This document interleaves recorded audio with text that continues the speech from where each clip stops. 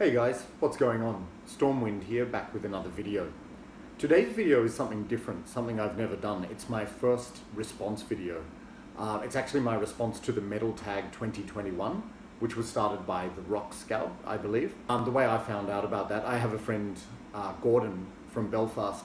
He's a collector, and he recently started his channel called Gordon the Wee Rooms of Blackened Hymns, and great to see that he started that. And in his most recent video, he did this response video to the Metal Tag 2021, and I thought it's really interesting because it casts the net wide and you can really get an insight into someone's collection and hear about the different music they like. So far I've only done, things in alphabetical order or collection updates, so I thought it's a bit different. And so I watched Gordon's video, really interesting. Then I went to the Rock Scouts, to his channel, checked out his video for that, also looked really interesting, and I thought, it's inspiring, I'm just going to do it myself, so here we are. So you will, if you're not familiar with it, you'll hear the questions as I go through it, and we'll get started. So with each question, I'll be addressing a particular release. Okay, so the first question in the tag is music spoiled by vocals. So this particular band, I don't actually own a release by them. Sort of makes sense because I don't really like it, but it's the band called Confessor, which is a death doom band from the US, I believe. A friend of mine in high school, he was the year above me in high school, he wore the long sleeve t-shirt of this, and I thought, oh, that looks really cool. I was into death metal at the time, and I thought, it's more death metal. So I thought, then I actually heard it, and it was very different. I'm not against death doom metal, but the vocals are just so extreme, in not the best way. Like when I heard it, they're really high-pitched and wailed and shrieky, and often you'd think with a lot of music that I like, that's a good thing. So don't think it's like King Diamond. I do like King Diamond and Merciful Fate, but these are really screechy vocals, and it's really grating. To be honest, when I first heard them, the vocals jumped out at me, and I went, wow, this sounds different. Definitely, it's original, but for me, original doesn't necessarily mean good, and by halfway through the song, it was really grating at me, and those vocals never changed. So I'm not slagging off that band. They're doing something original, but it's just not for me. So yeah, that would be the band for me, Confessor. Okay, question number 2. An album you love, but lets you down by bad production. Okay, so the obvious answer for that one would be Metallica and Justice for All. That's actually my favorite Metallica album. I think most people would say that the issue is the bad production. Everyone knows the story, no bass. The drumming sounds like sticks hitting matchboxes. It's just crap, and it's really dry. Like, I just think if that album had proper production with bass, it would really be a total masterpiece. However, it still is my favorite album, but it's let down. But anyway, another one from my collection where I think is a great album, but it's let down by the production. This is Enthroned with the Apocalypse Manifesto. So if you're not familiar, Enthroned are a black metal band from Belgium. This was actually the first album I heard by them back in the day. Absolutely phenomenal, like very aggressive black metal in the vein of Marduk, but sort of mixed with 80s sounding metal like Creator, Sodom, and that kind of thing. This album is just brilliant. Like, the music is fantastic, but the production, it's just weak. It's thin. You can't really hear the bass. The drumming sounds a bit tinny. The vocals are kind of low in the mix. So it's just a shame, because I think if this album had really good production, it would be in the same league as Marduk's Heaven Shall Burn, like just as classic an album. So don't get me wrong, I still love it, and I have the vinyl version. It sounds much better because you can crank the bass up, but yeah, just thin production. And I think this was recorded in the Abyss Studios by Tommy Tagtrin. So I think maybe Peter wasn't available or something. I'm not blaming Tommy, but for whatever reason, the production just didn't quite work on this album. Okay, so up next, a band that suffers from a weak member. That's question number 3. I think that's a very strong way to put it, but I mean, I was going through my collection. I couldn't really find one for this, but an album I own where I think it's the case on the album. Fraley's Comet, Second Sighting. Actually, Todd Howarth, the guitarist. So Fraley's Comet was Ace Frehley's solo band after he quit Kiss, and they released a couple of solo albums. This is the second one, and yeah, sorry to Todd, but I just find this album, it's a pretty mediocre album compared to their other albums. There's about 3 or 4 really good songs. They're all Ace's songs, but the ones which Todd sings on, they're just the ones which are forgettable, not very good. However, he does sing one really good one. Time Ain't Running Out. That's a great one by Todd, but all of his other songs are just filler. Not interesting at all to me. So yeah, that's what I'd say. Todd on this particular album, but on the first album, he did a great job with his songs. So only in relation to this album then. Okay, so coming in to question number 4. An album for you that defines heavy. Mortician, Chainsaw Dismemberment. Okay, so I'm sure you're all familiar with Mortician, brutal death grind band from New York, USA. I really love this band. This is fantastic. If you don't know what they sound like, it's really low guttural vocals, down-tuned guitars, pummeling bass, and yeah, it's the epitome of heaviness. In fact, I think they're the heaviest band in the world. so I've heard, but you tell me yours.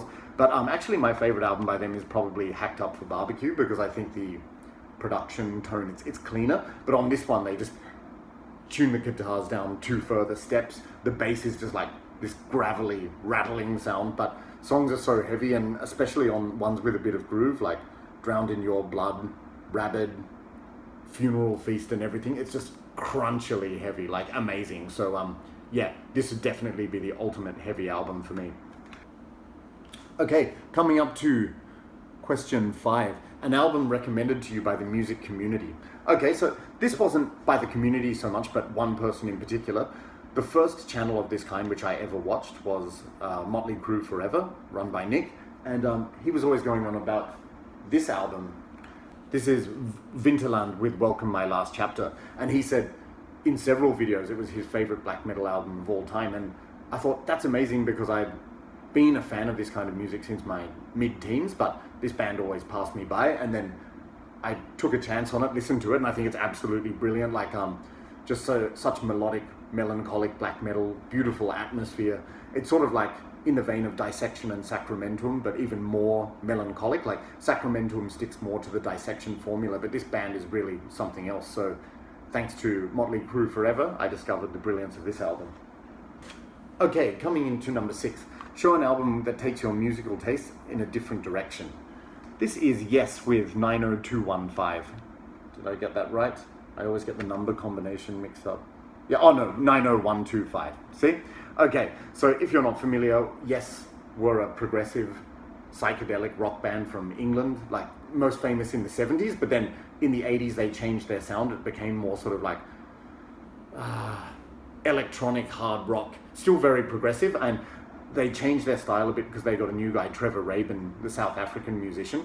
But yeah, this album is just brilliant. There are elements of hard rock there, but also a lot of keyboards, a lot of psychedelia, some industrial sounds, some pop. It's got a mixture of everything, but most importantly, it's just got that retro 80s sound, which I love. So I think this band is something really special, and it really opened my mind up to other styles of music. So this song, a lot of people probably know, Owner of a Lonely Heart. That's the famous song from this, but my absolute favorite song on this album is Changes. So if you haven't heard that song, go and check it out. Brilliant.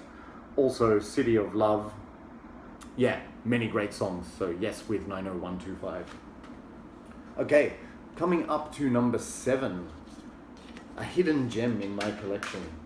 Well, this one's kind of hard because there's many, but I'll talk about one which I really think is underrated and more people should know about it. This is Zephyrus with Entrance and Wandering on the 7 Zones.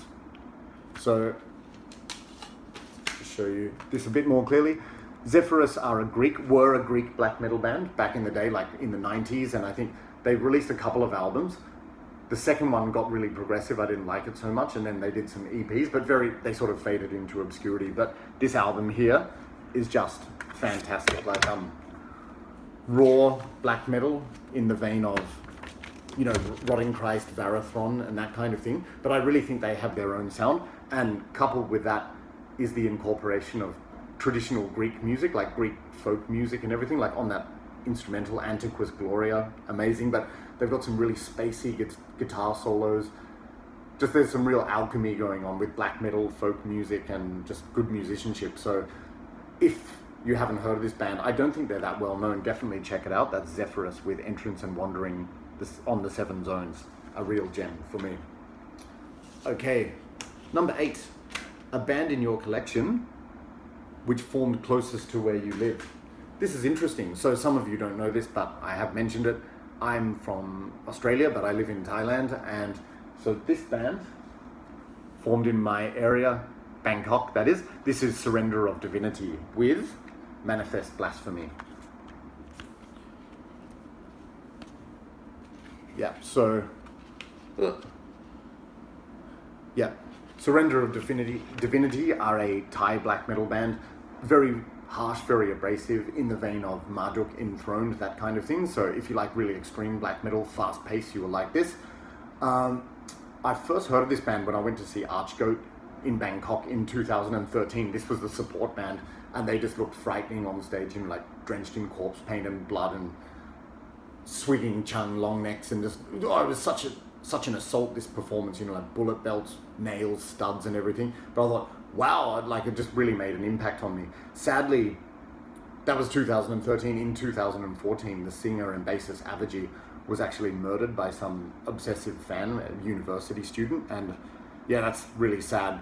And in recent years, they started up again with a new singer. I think he's from Zygosis, who joined the band. But anyway, yeah, this is Thai black metal. If you haven't heard it, check it out. Surrender of Divinity with Manifest Blasphemy. Okay, up next, an album you reach for melody-wise. So there's so many bands and albums I could use to address this question, but I thought I'd go with one that just immediately springs to mind. Amorphous Elegy, classic album. Band needs no introduction. The Finnish band, they started off as a death metal band, then became more progressive, folky and psychedelic, but this was the first album I heard by them. Still my favorite to this day. Just the melody is in terms of the lead vocals, the guitars and the keyboards, which play a massive role in this band. But I just think this is dripping, teeming with melody, and every time I listen to it, it just never ceases to amaze me. So great album for melody. For melody, that's Amorphous with Elegy. Okay. How are we going for time? Not too badly. Okay. Trying to make this not as long as my usual ones. Okay. So where are we up to? Number 10. An album in your collection you'd sell first. Okay, this is Al-Waha Din with The Third Power of Alfta. If you've been watching my channel for a while, you'll see I spoke about this in a very early video. This was a blind buy that I made about 15 years ago. It was advertised as dark ambient, but it's just, I don't get this album. It's like ritualistic ambient music, but there's elements of industrial, elements of techno. Not that I'm against that, but it's just stifling, the sound. It's droning. It just doesn't interest me, doesn't grab me. So if you like ritualistic or weird experimental music, it might be up your alley, but not for me. I think I've listened to this less than 5 times. Okay, so what have we got next? Number 11, what subgenre of metal would you delete from existence? You know, I always think people are entitled to do what they want in terms of making music. So, but if there's one style that I really just don't get and it does not appeal to me at all, I have to agree with the Rock Scout here. He just hit the nail on the head. Yeah, porno grind. I just don't understand it.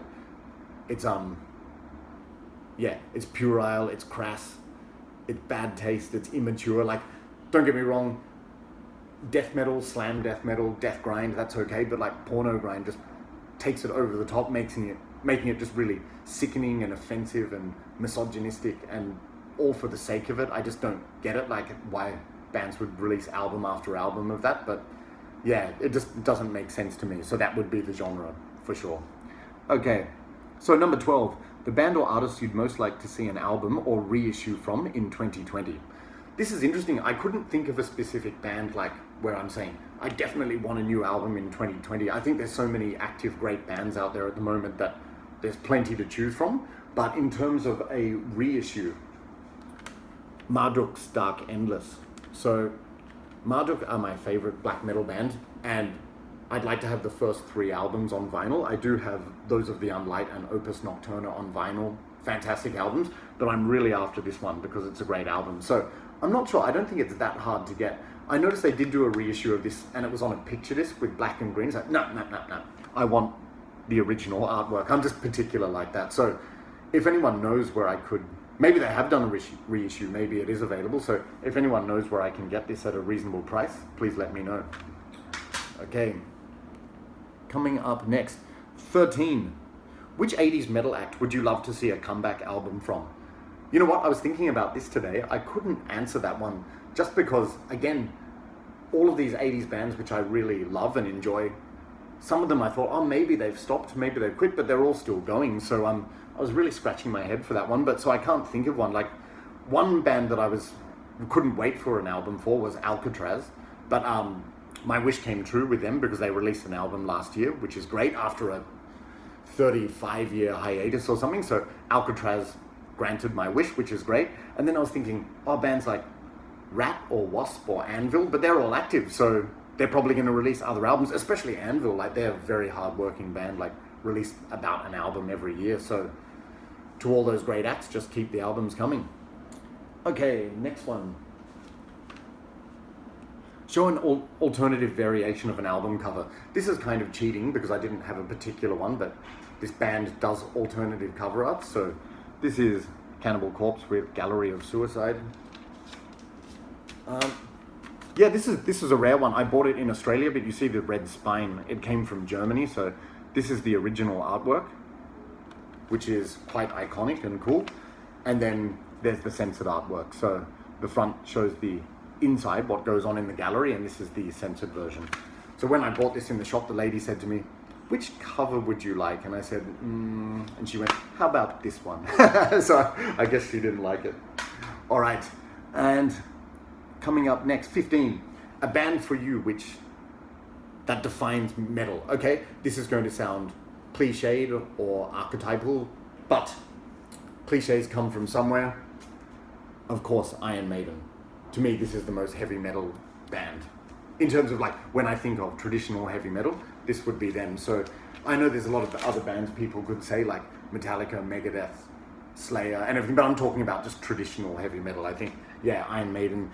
Even when I was a kid, before I even knew the music, I thought, you know, I used to see the artworks, I used to see the logo and thought, oh, that looks so cool, and it was frightening at the time. And then, you know, you see the image of the band, even the way they dressed, and I just thought, they just looked to me what I imagined heavy metal to be. And then when I heard the music in my teens, I thought, brilliant, that completes the puzzle, because the music is brilliant and it's got that very British English sound, you know, the gallop and, you know, those solos, it's like unmistakably British. And I thought, yeah, this is my perception of heavy metal. So I would say the most heavy metal band of all time for me, Iron Maiden.